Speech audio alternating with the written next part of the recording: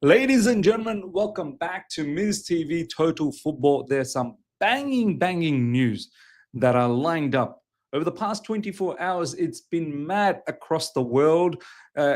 Besides Chelsea Football Club, as you know, that is all in the other side of the coin if you want some Chelsea news. But here on Ms. TV Total Football, all other clubs, all other news, and the latest news, ladies and gentlemen, that's making the rounds is Ange Postecoglou could potentially be sacked. Ange Postecoglou, look, you know my views on this. I know Ange Postecoglou being an Australian compatriot, me being in Australia for most of my life, there is obviously going to be some sort of soft spot for Ange Postecoglou, not for Spurs. I absolutely despise Spurs. I don't like them one bit, but the fact that they're even thinking about getting rid of him makes me think, what's Spurs trying to, what is your ambition? What is your drive for next season? What are you trying to do? Are you trying to win trophies? Because if you're trying to win trophies, we're going to get to the managers that they're linked with. I'm not sure whether those managers scream out trophies, but look, Ange Postecoglou, the word is that he could potentially get the sack in the next upcoming few days. Fabrizio Romano is still saying that, decision's not been made, but the situation is quite open at the moment. From Ange Postecoglou's point of view, you know what, my man? You've won a trophy with Spurs. You can go, you can leave with your head held high. And you've given them a trophy for a club that doesn't win anything. 17 years they didn't see a trophy. And prior to that, it's not like they've been littered with trophies. You can keep your head held high and leave with being right on the top, winning a trophy, and you've kept your promise. Second season, you generally win trophies. This is what you said, and you've given them. You've delivered a trophy for Spurs. Spurs, look, I would have given Ange Postecoglou another opportunity next season, and I would have seen how he does for the first probably a third of the season. And if he's not doing well, then get rid of him. Because first season, he ended up finishing 5th. So it's not like he can't do it. He definitely can finish high above. This season, obviously, it's been mad. The season that's just finished, 22 losses. 22 losses is not acceptable, 100%. But he's had unbelievable amount of injuries. That needs to play some part. There's a lot of kids in his team as well. He's not been able to replace Harry Kane, and Son's aging as well. And some of the players that they've got, they've just not been able to provide that kind of impact. So when he's had his team predominantly fit, especially the centre backs, which has been an issue, there's been times where Spurs, the entire back four, including the goalkeeper, wasn't first choice. So look, I think it's quite ruthless, but maybe Spurs are looking at from a point of view that, look, they don't want to screw up next season. They're back in the Champions League. They want to maintain some form of stability and sustainability in the Premier League and in the Champions League as well, so they can continue to keep making it into Champions League. But I don't know. We're going to go through some of the options that they're linked with. The other factor is, I think Ange Postecoglou, maybe one of the biggest reasons to part ways with him is, I think he's lost a little bit of connection with the fan base, the Spurs fan base.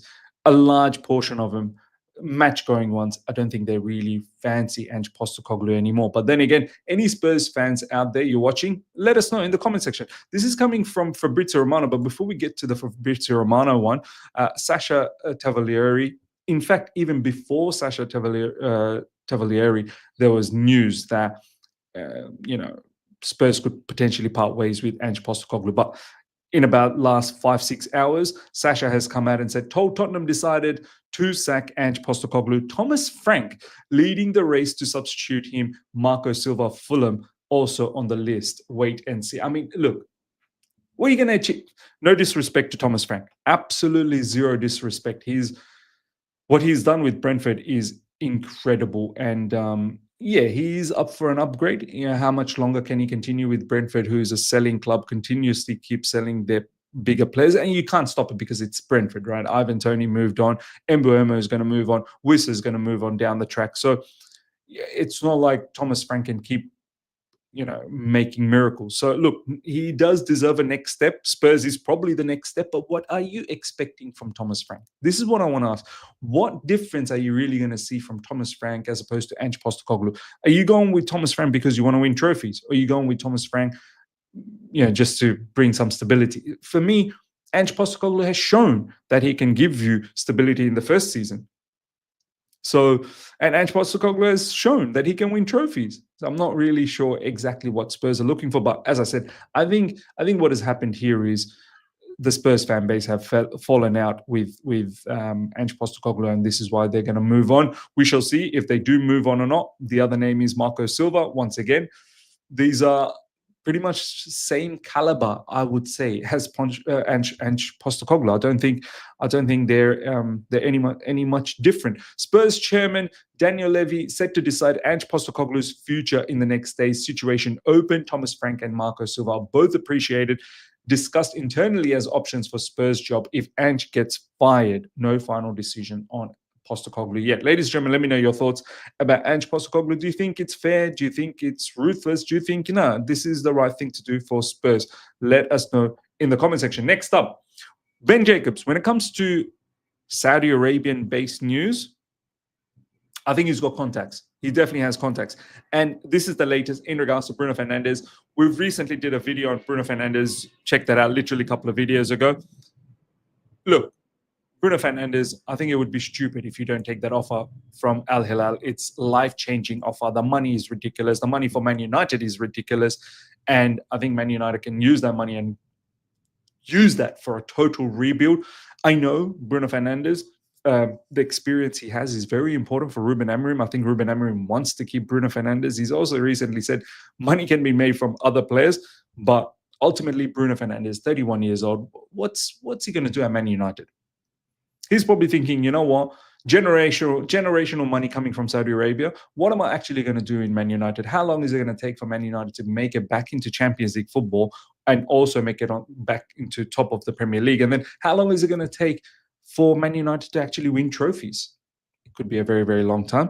And by then, Bruno Fernandes will be much, much older. And this is probably the best time for Bruno Fernandes to leave and make that money and really set himself up. And not just him, his entire generation up. This is coming from Ben Jacobs. Al-Hilal now believe an agreement with Bruno Fernandes is close.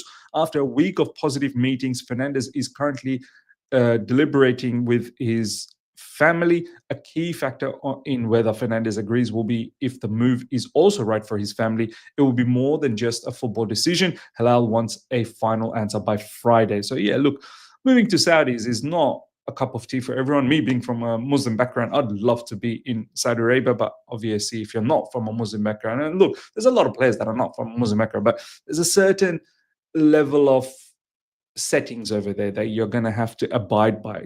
Can Bruno Fernandes deal with that? This is something that he needs to work on. No formal approach or bid yet to Manchester United, but Hilal's belief is a sale will be sanctioned if Fernandes asks to leave. Man United still insist they don't want to sell their captain. So look, it'll be a huge miss, but I think it's the right move for both Man United and Bruno Fernandes. Next up, ladies and gentlemen, Manchester City and Olympique Lyon are in the club-to-club talks for Rayan Cherki. Deal expected to advance fast next week. Price tag will be in excess of 30 million euros for Cherki. Manchester City are confident.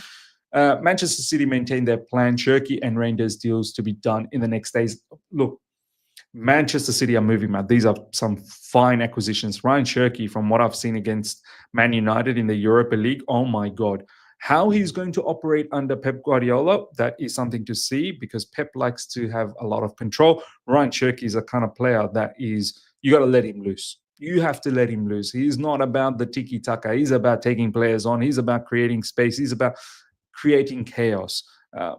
Probably, the name that kind of comes to my mind when I think about Rayan Cherki is Eden Hazard. Obviously, Eden Hazard is miles ahead, but similar in terms of style, Rayan Cherki. So look, big acquisition for Manchester City. I think they'll be back with a bang. Reijnders as well, very good acquisition from AC Milan, one of their best players, if not the best player at AC Milan. And don't forget, what's his name? Linders. Is his name Pep Linders? No, surely he's not. His something Linders. I forgot his first name. He's going to Manchester City as part of the assistant coach over there. There's a really good video that's out from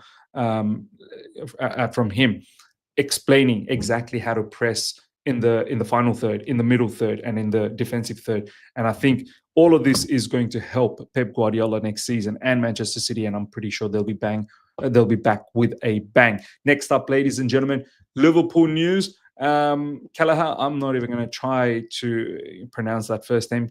Kyomin Kelleher, yeah, to Brentford. Nice acquisition from Brentford because Flecken apparently is going to Bayer Leverkusen, who's also a very good keeper. But Kelleher to Brentford, that's once again fantastic business from Brentford. Kelleher is a very, very good second goalkeeper for Liverpool. To be honest, if he was in any other club, I think he'd be number one goalkeeper. Here we go, deal done for the goalkeeper to join from Liverpool on 18 million package, fee add-ons included. Mark Flecken will leave Brentford and join Bayer Leverkusen for 10 million euros. 18 million pounds package. Very, very good business from Liverpool. Liverpool are doing some smart piece of business, not just acquisition.